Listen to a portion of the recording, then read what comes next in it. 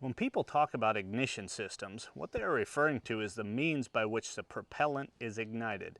Now, of all the innovations that have had a big impact on muzzleloading gun design over the last 150 years, improved ignition systems has probably been number one. Now, there are three types of ignition systems used by shooters today: flint, percussion cap, and 209 shot shell primer. Of course, the one you use depends somewhat on just how primitive you want to be during your primitive weapon season.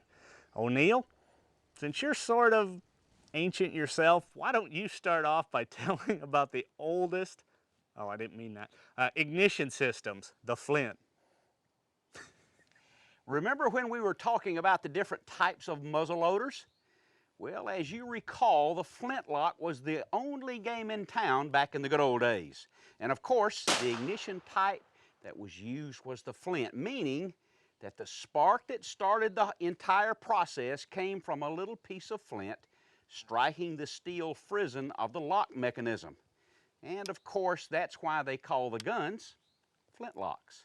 Now, this is the most primitive or traditional ignition system in common use today. But back in about 1850, a new type of muzzleloader ignition system came along that changed everything. And Chad's going to tell you about that right now if he can remember. Now, I'm surprised you remembered back to 1850, but probably the biggest advancement in military small arms prior to the modern era was the invention of the percussion cap. Guns that use percussion cap ignitions are called cap locks. A percussion cap is a little brass gizmo that has an explosive material inside that's called fulminate. This cap is placed onto a little funneling device called a nipple, and when struck by the hammer, the fulminate explodes and directs fire down the channel of the nipple and into the main charge of the barrel. Now, there are two types of percussion caps that are commonly used in rifles today. One is the number 11 cap, and it looks like this. The second is the musket cap, and it looks like this. Notice that the musket cap is quite a bit larger than the number 11. And not only is it larger, but it is also more powerful because it contains more fulminate than the number 11. Both of these types of percussion caps are commonly used with cap-lock guns, replicating the guns used between about 1850 to 1870. Now, isn't that about the time you were born? Up until a few years ago, the flint and percussion cap ignition systems were the only ignition systems used by modern muzzleloader shooters and hunters.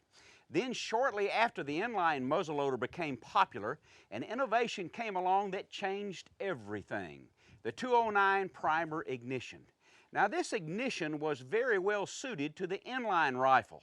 The whole idea behind the inline was that it was easier to use and more reliable than the antique reproduction guns we used before.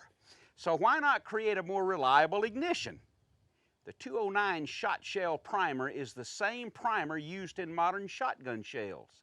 By adapting the inline muzzleloader to use these modern primers rather than the old-fashioned percussion caps, the inline was more reliable than ever before.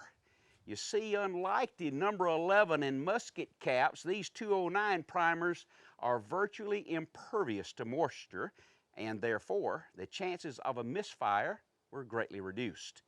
Also, the amount of fire delivered to the charge is substantially increased, which is good, but only up to a point, right? That's right, O'Neill. Recently, it has been discovered that the common 209 shot shell primer may actually be a little bit too powerful for use in muzzleloaders. In fact, a standard 209 primer releases so much energy that it can expel a bullet from the barrel by itself with no powder at all. Unfortunately, it can also displace the entire propellant and projectile charge prior to the complete ignition, and that can rob you of your accuracy. Today there are some new 209 primers made to use exclusively in inline muzzleloaders. They actually have less explosive material than a standard 209, but still plenty to ignite a muzzleloader. Now, these primers are made by Winchester and are called 777. This is because they were first developed for use with 777 propellant. But we have found that they work the best of any primers, regardless of the propellant used.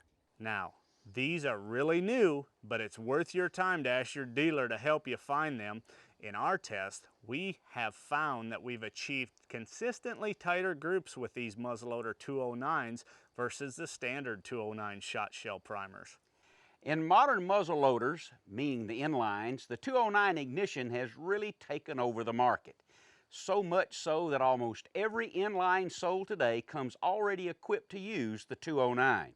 However, in a few states, it's not yet legal to use the 209 primer, so be sure to check your regulations. Now, we've got just one more product category to cover before we head on out to the range, and that's accessories. And that's coming up next.